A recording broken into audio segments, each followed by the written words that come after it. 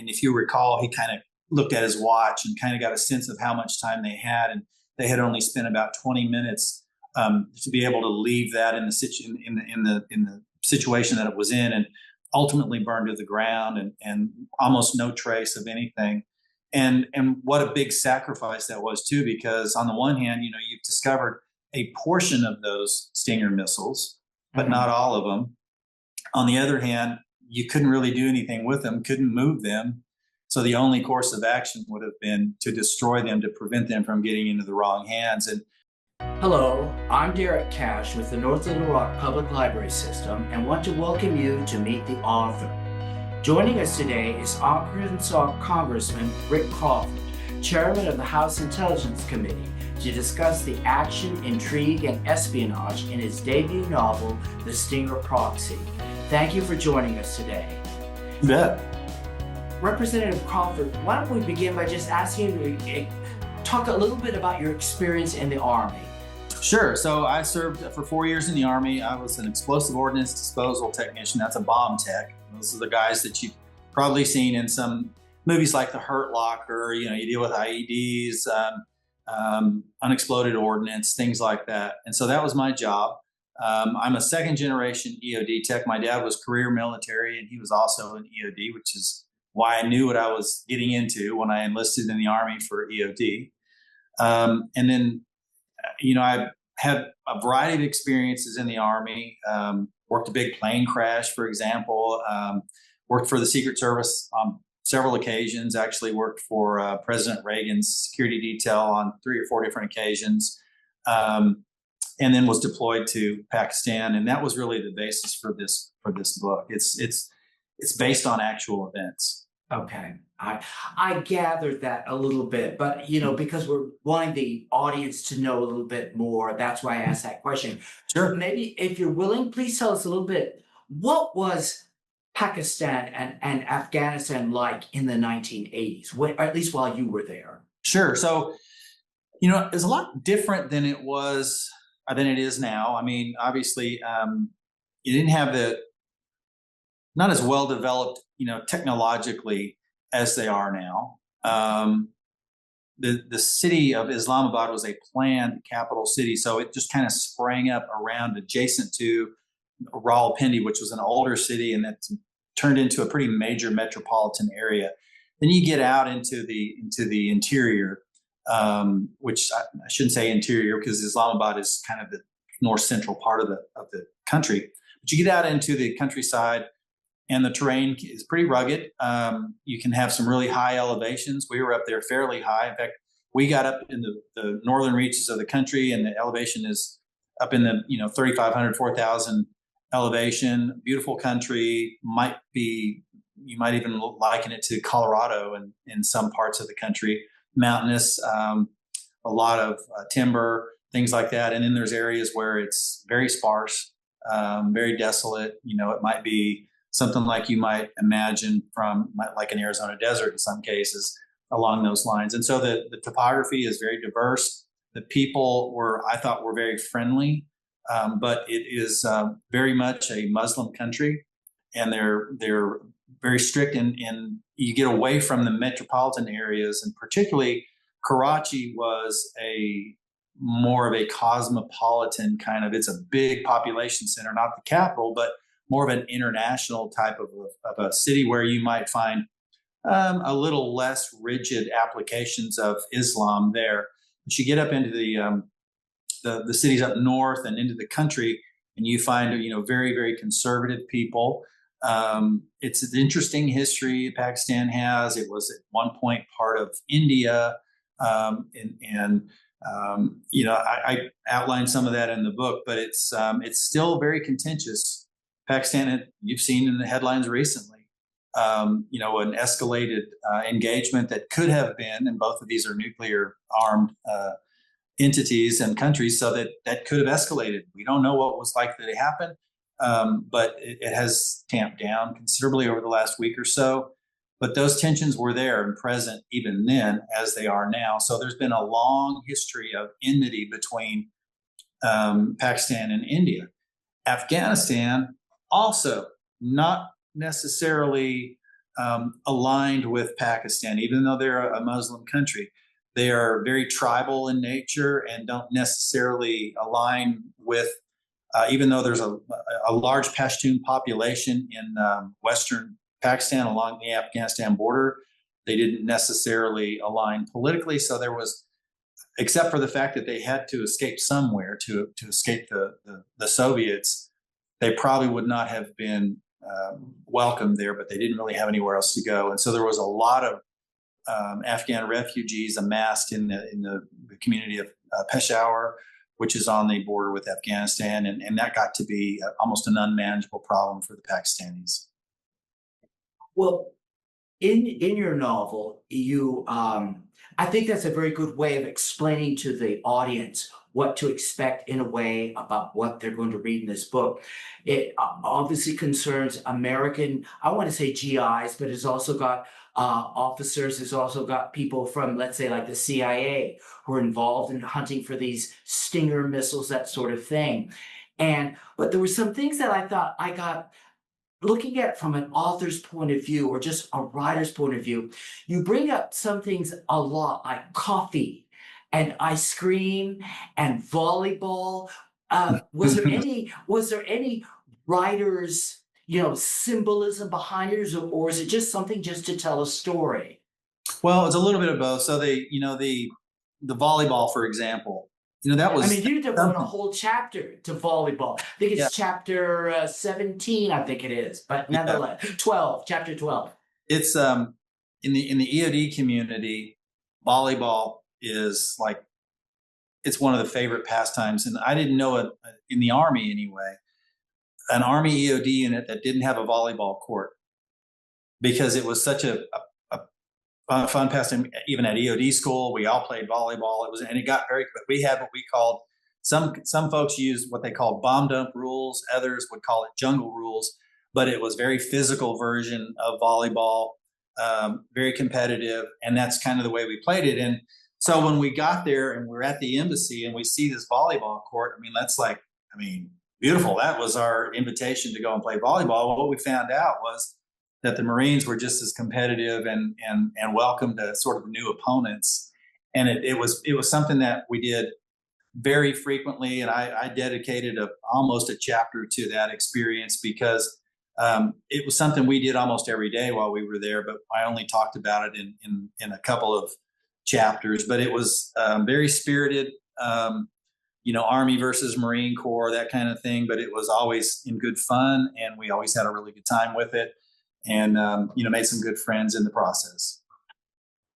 You bring up a character in the novel, a Pakistani called Whitebeard. Mm-hmm. And then you've also got a Captain Abed, and they're almost like the difference between night and day, in that Whitebeard had no regard for the people underneath him, whereas Captain Abed treated his soldiers well. And it made me think of, Whitebeard made me think of like Hitler or Stalin, who didn't care, whereas Captain Abed reminded me of General Rommel, who really treated his soldiers well. So I'm just curious, were either one of these characters, especially Whitebeard, were they based on anybody? Absolutely. So Whitebeard is actually a real person, General Javed Nasir.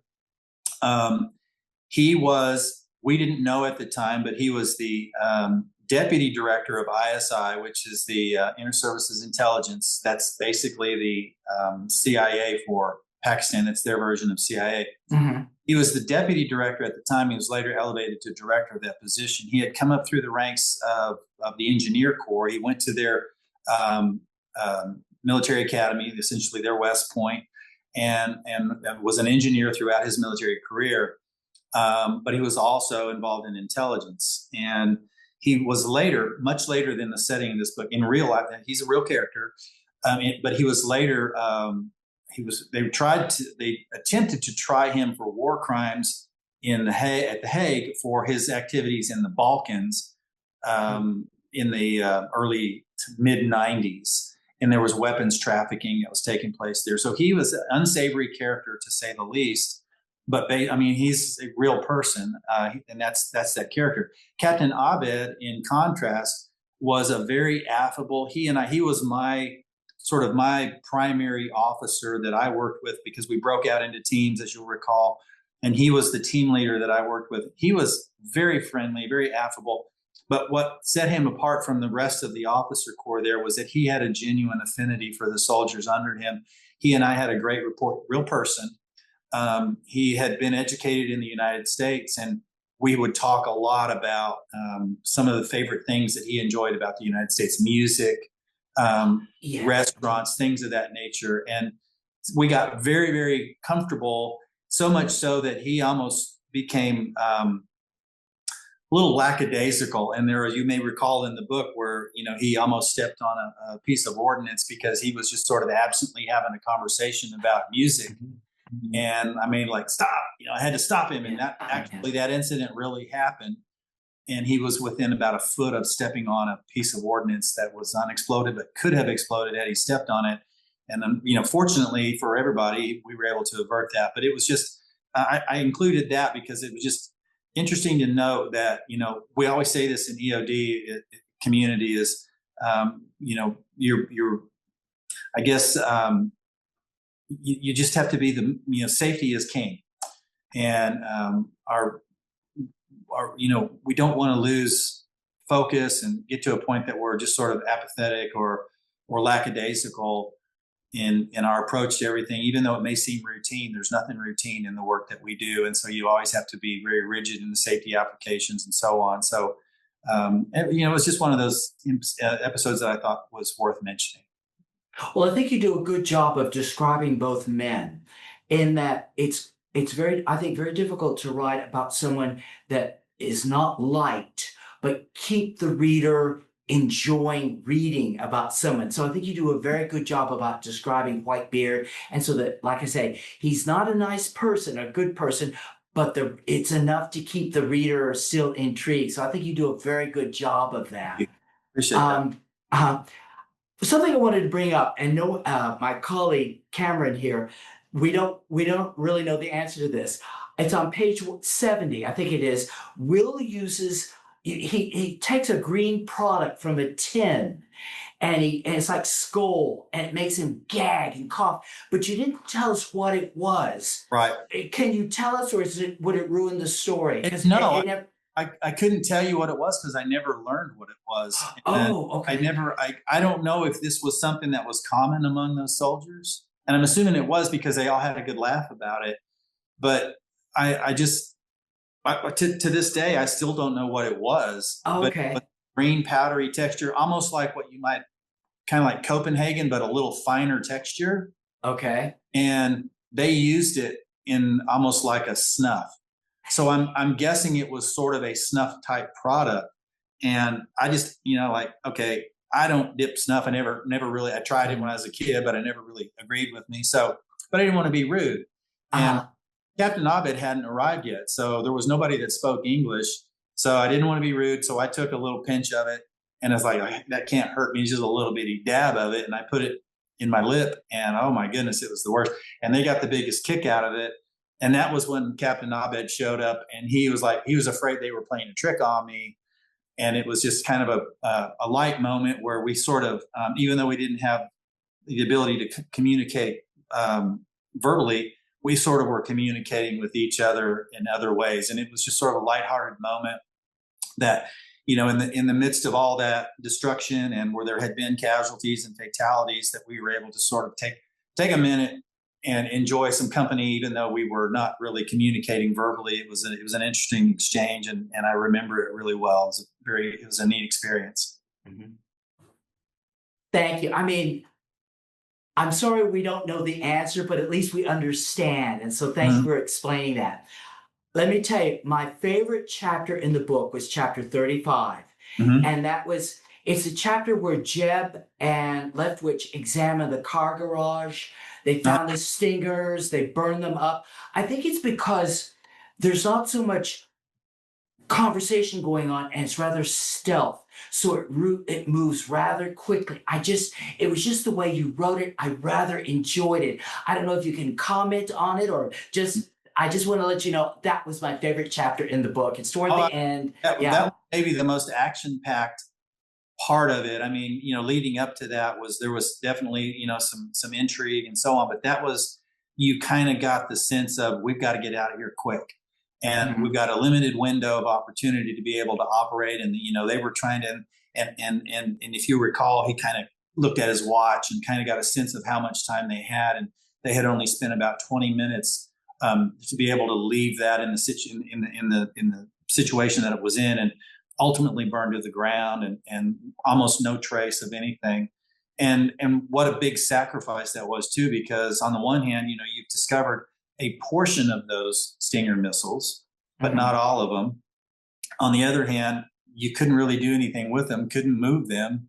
So the only course of action would have been to destroy them, to prevent them from getting into the wrong hands. And when you think about that, however many there were, somewhere in the neighborhood of 20 to 25, and each costing somewhere in the neighborhood of $40,000 per copy, that was a fairly significant sacrifice. But if you remember, they saved one as proof that they'd actually. Yes. And they gave it to some general or something as like a trophy, didn't they? Well, no, that was, we did the fuses as we gave the general and the ambassador fuses as the fuses. Yeah. Okay. All right. At the end of the book, you mentioned a Crawley room named after Stephen Crawley, who was a Marine. What was that? Was it just something for the book, or was that based on someone? Actually based on a real individual, a young man from Long Island, New York. And if you recall, I didn't get into great depth on this, but it's really an important part of our history. And that was the 1979 Islamic Revolution that was obviously launched in Tehran, Iran, resulted in the hostage situation. What most people don't realize is that this was not just about Tehran. When they did this act, they basically sent out a notice to the entire Muslim world and there was some propaganda that essentially was accusing and making the statement that the United States had taken Mecca, which of course would have incited the entire, Islamic population worldwide. And it didn't have the desired effect globally that they had hoped for, but it did incite major riot in Islamabad. Hundreds of people that stormed the U.S. embassy in Islamabad. And so as they called for what they call general quarters and the Marine Guards go to their posts, this individual got there just in time to be shot and killed. He was shot right up under his helmet and was killed right there. And it was an interesting story because his photo was right across from the barber chair of a lot of embassies have what they call local direct hires, and those individuals that work that are nationals. So they're vetted Pakistani nationals, but they're allowed to work on the embassy. And one of them was a barber. Well, this barber had his picture up across from his chair as a reminder, because he was in his barber chair when the general quarters alarm sounded and he had to get up and run. And he always sort of felt guilty about that. And he talked about it to anytime you would sit down in his barber chair, if you were new, he wanted to tell you that story. And then there is a placard down there with his name next to that the Marines named a room for him in honor of his to memorialize him. Okay. Thank you for explaining that. It makes the story more poignant. Okay. At this time, Congressman, would you be willing to read a small section from the book to whet the appetite for people who are listening? I've got about a half a page I'm gonna share. This is when we arrive at the garrison that is still on fire, and they still have some explosions can be heard, and it's relatively early morning. We had just come off about a 26-hour flight, and we are now arriving at Camp Ojiri, Rawalpindi, Pakistan, April 12th, 1988, 0:15 hours. By the time they reached Camp Ojiri, the epicenter of the huge explosion that was the reason for their Pakistan deployment, the sun was high enough to have raised the temperature to a stifling 90 degrees, which was surprising given it was only mid-April and not yet 8 o'clock in the morning. They went through the gate of the garrison and parked in an area secured for them. They prepared to proceed on foot from there to inspect the damage, which they could already see was extensive, and assess the situation of the unexploded ordnance strewn about. From the perimeter, columns of smoke were visible, spiraling upward, dotting the landscape before them. A network of fire hoses crisscrossed the garrison. The team assembled in front of the vehicles and prepared to make their way into the morass of munitions. Before we proceed, I must advise you to be very cautious, the brigadier blithely advised, adding oddly, if you put your foot wrong, God help you. The glib tone of the pack general took the team by surprise. The captain and the sergeant major looked at each other in disbelief, but the brigadier only continued. Captain, I realize this will be a hazardous operation, and we expect you may lose some men. However, let me stop you right there, the captain interjected, his tone rising. Yes, sir, these operations are inherently dangerous, and believe me, I'm quite familiar with them, he continued sternly. But we intend to conduct this operation in a very deliberate manner with safety as our primary consideration. We're here to help prevent any further loss of life. It's my understanding, sir, that you and your officers will be deferring to our team's expertise, which means we will be leading this operation in accordance with our considerable training and experience. And one other important detail, Brigadier, he said, I intend to leave here with my whole team, complete and unharmed. And if you have any ideas to the contrary, sir, we'll stop right here and head back to our plane. Great.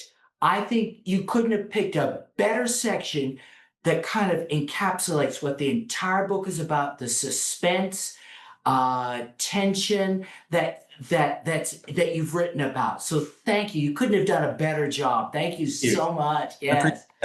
Yeah.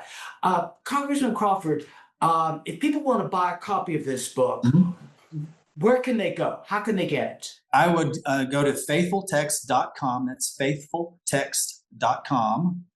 Or you can get it on Amazon, or you can get it online at Target, Walmart, Barnes & Noble, anywhere you can buy books. But Faithful Text is the portal for Fidelis Publishing, which is my publisher. So I would love it if you would go there. It's FAITHFULTEXT, faithfultext.com. Oh, great. Well, this has been wonderful. Thank you so very much for being on this program. My pleasure. Oh, yes. Well, thank you for joining us today.